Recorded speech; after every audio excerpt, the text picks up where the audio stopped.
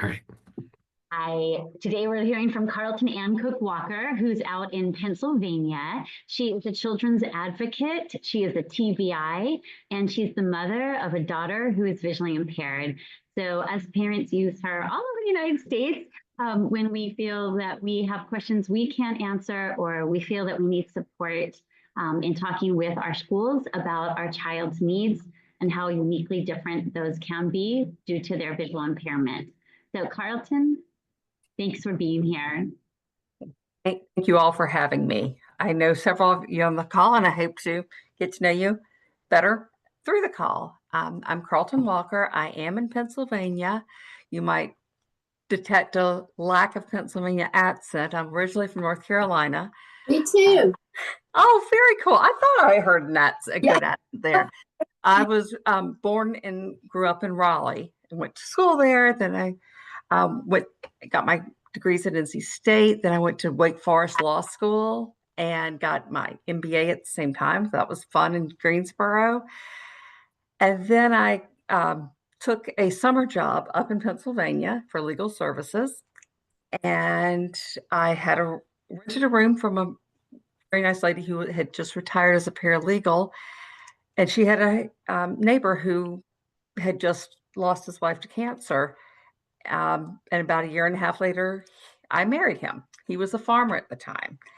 I was obviously not able to move the farm down to North Carolina, so the girl had to go up to Pennsylvania. I clerked for a judge in New Jersey, and then opened up my own practice in McConnellsburg. 2 stoplights, woohoo! In the county, but they were both in our little town. So it was a really tiny place. And I opened a law office, going to do all that, and had 2 older stepkids. We a few years later, had Anna Catherine. Anna had some health issues, and those health issues and a particular hospital's lack of taking care of those health issues led to Anna's blindness, as well as some other physical things. Anna is legally blind. Anna can see some, but identifies as blind because Anna's vision is not awesome, and it's not something that Anna can really rely on. So that's how Anna identifies. And when I use the word blind or blind and low vision, I use it very inclusively. Not blind versus totally blind. It is different. I mean, the different variations, field, acuity, nystagmus can affect how we see. Stamina is a really big thing, and sometimes some vision can be painful, light sensitivity, photophobia, things like that. And every individual is an individual, to be sure, but I found this out. I didn't know. Anna was the first blind person I ever met, a little short person. But I went back to school because we had trouble with the school. They were actually, the person who was teaching Anna Braille had taken the one course required and had gotten an A in it, but was teaching Anna Braille wrong. 2 things, Anna's CATHERINE is Catherine. That's how it's spelled. And the person was teaching Anna to use the TH and the ER contractions. Adrian's laughing. That's a no. It would be the THE contraction. And I, good little lawyer that I am, got into the books and found the page and said, okay, just so you know, could you teach Anna? Silence. Then the teacher was teaching that Anna I'm going to the store, was the low G, or I'm sorry, the G alphabetic contraction with an ing beside it. Can't do that because that's ging. That's not going. So I realized I had to go back to school. I did. I had been trying to build back my law practice back up, and then instead started going back to school. I became a TVI, and I was fortunate enough to get a position in Mechanicsburg, Pennsylvania. And while there, I worked as an itinerant, as an employee of Mechanicsburg Area School District, but I also, they contracted me out to up to as many as 6 districts, or 5 other districts, of 6 districts total, plus a vocational rehab, or vocational vocational tech program school, and some special schools for students with additional disabilities. So I did that for 6 years, and I went and worked at the National Federation of the Blind for on National Braille and other education programs for students. And Catherine still needed me. School was still a struggle. So Anna with Anna's permission, we pulled Anna out of regular school. Anna joined a cyber charter. And junior and senior years were at a cyber charter school, but also some dual enrollment in our local community college. Honestly, I hate to say it, it was the community college was really the best accessibility we had. And it was is a Braille reader, also uses screen reader JAWS. And getting accessible materials was a real struggle for us. After I stopped working at the National Federation of the Blind and got Anna's education more on track, I said, okay, what am I going to do when I grow up? And it came to me BEAR, Blindness Education and Advocacy Resources, because in that way I could marry all of my experiences as the parent of a blind child, low vision blind child, because Anna does have vision, so it's a little bit of both. As a teacher of blind students, I was, in 6 short years, I had such a varied experience. I'm so blessed. I had students with significant physical impairments, with intellectual disabilities, with both, with significant physical impairments and who are gifted, just all sorts, and all of our little IEP eligibility categories, got them all. And it really helped me understand how blindness, low vision, imperfect vision impacts so much. It impacts OT, it impacts speech, it impacts autism, ABA therapy, any intervention pretty much, except for deaf-blind intervention, is very visual. And that impacts our students so much. So it's not just the curriculum, it's not just the academic content, it's also these other related services, maybe other special classrooms, and it's also, of course, incidental learning. And it does have enough vision that when we were in the grocery store when Anna was little, Anna could see the numbers on the registers. 1, 2, 3. That was awesome. But Anna didn't get to see the price tags on this. I mean, saw them, but couldn't read them on the shelves, even though they were right there. So that lack of incidental literacy opportunities really impacts our kids, and we have to recognize that it's hard because it's stuff we don't think about doing since it's incidental. But more importantly, we have to share it with the schools that this is incredibly important, that the bulletin boards they have in the hallway, our kids aren't getting it. And a lot of times, especially in elementary, these are kind of school mantras. I remember one I saw that I just really loved.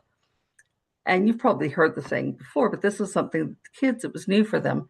Think before you speak. Is it true? Is it helpful? Is it inspiring? Is it necessary? Is it kind? So the kids around school would say, oh, I got to think before I speak. But my kids didn't know what that was because they didn't see the bulletin board. So these incidental learning opportunities are something that professional educators, great educators, have such little experience with kids with vision loss or imperfect vision, that they need our help to understand the impact of it. We spoke a little bit before I started about O&M and the California Orientation and Mobility Law, which codified, what really was already true, that orientation mobility services need to be provided outside of the school. So many times when I go to a school, I hear, oh, well, he knows this whole layout of the elementary school. Well, I hope so. My gosh, the child's in 5th grade. He's been here 6 years and since kindergarten. We don't need to teach him anything else. Well, yes, you do. The first reason is the purpose of the IDEA. The IDEA is the Individuals with Disabilities in Education Act, and that's the federal law that sets up IEPs, individualized education programs, plans. So the 3 purposes are to prepare students with disabilities for post-secondary education, post-secondary employment, and independent living. I don't know about you, but I've never been to an elementary school where a person lives. So most students don't go to elementary school, middle school, and high school in the same building. They don't have any post-secondary education in that same building. While they may have post-secondary employment in that building, they probably don't live there. So if we are confining our education to a building, we are not fulfilling the purposes of the IEP, of the IDEA. And so what are we doing if we're not fulfilling those purposes? I will be honest with you, that argument, while I think is a very cogent one, doesn't get through as quickly as my other argument is, do your students ever go on field trips? Well, yes. Do you go on field trips outside this building? Well, yes. Okay. Field trips are part of the curriculum. And my student needs to be prepared to engage in the curriculum. If my student doesn't know how to move about independently outside of this building, they can't do it. So 2 different approaches to the same thing. And this is the approach I take for all aspects. Assistive technology, I'm so glad to have Adrienne on. Adrienne's awesome. Wish I could clone you, but not so much able to do that. But assistive technology, accessible assistive technology, has always been vitally important for our students. Perkins Braillers, the manual Braillers, that is a really efficient writing system. And has been for many years. Now, of course, especially since 2020, schools are just jumping in full force to tech. So little ones are having iPads in preschool and kindergarten. Other kids are probably getting laptops, usually Chromebooks. I hate Chromebooks, by 1st or 2nd grade. But what happens with our kids is they say, oh, well, that's hard, that's difficult. And they either keep our tech away from our kids completely. And I've had that happen. 2nd, 3rd, 4th grade, smart kid is still on a Perkins Brailler. I've also had it.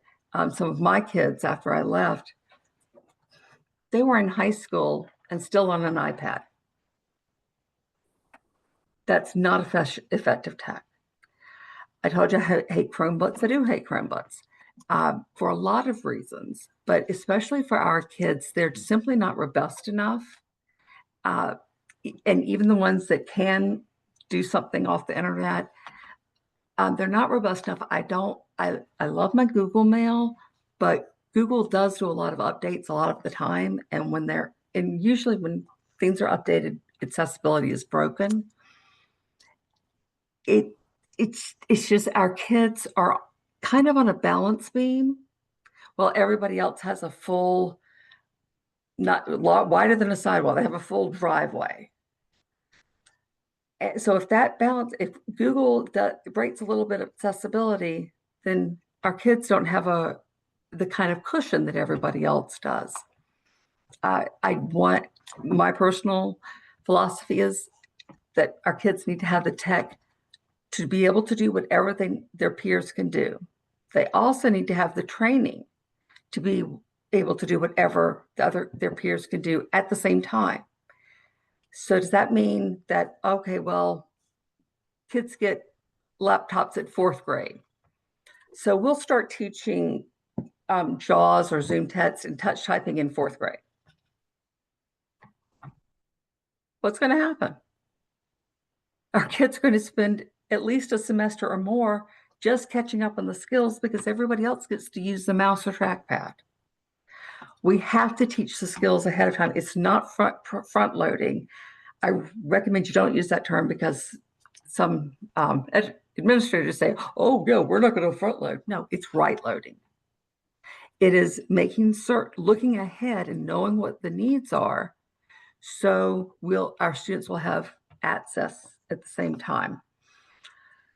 For Braille readers, people will ask me, when do you think we should have a refreshable Braille display? What is the age where it should start?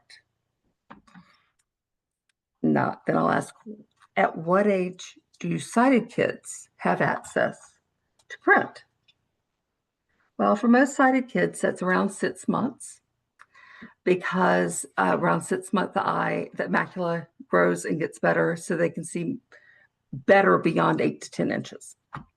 That's why little babies, you get so close because they really can't see you for about a foot away.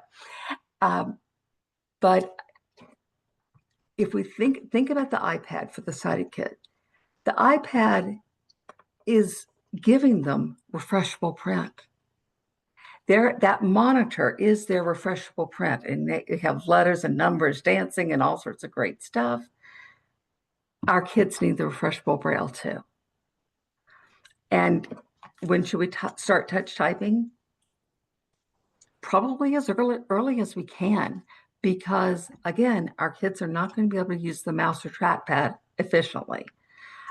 If our kids can use it somewhat efficiently early on, then that's great. We can still, it's not as emergent for them to learn the touch typing. They'll still learn it, but it might not be as vital.